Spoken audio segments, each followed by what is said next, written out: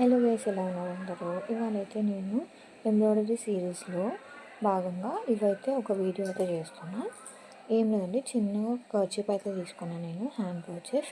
దాని మీద ఒక చిన్న లెటర్ అయితే రాసి మనం ఇప్పుడు వరకు నేర్చుకున్న అన్ని స్టిచ్చెస్తోని కలిపి ఒక డిజైన్ అయితే వేస్తున్నాను అనమాట.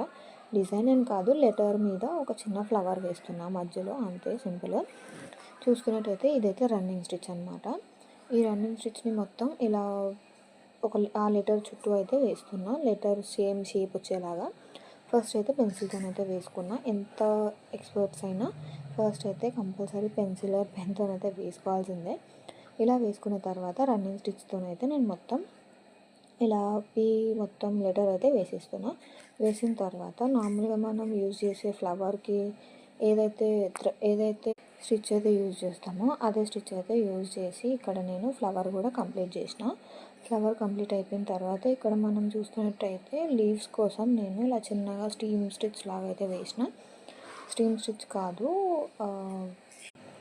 ఈస్టల్ స్టిచ్ అయితే వేసిన అనమాట. మీరు ఒకవేళ చూడకపోతే నా ఈ సిరీస్ని అయితే మీరు మళ్ళీ ఒకసారి అయితే చూసేయండి, ఒకసారి చెక్అవుట్ చేయండి. అన్ని వీడియోస్ అయితే ఉంటాయి, డే 1 నుంచి డే 6, 7 వరకు ఉంటాయి.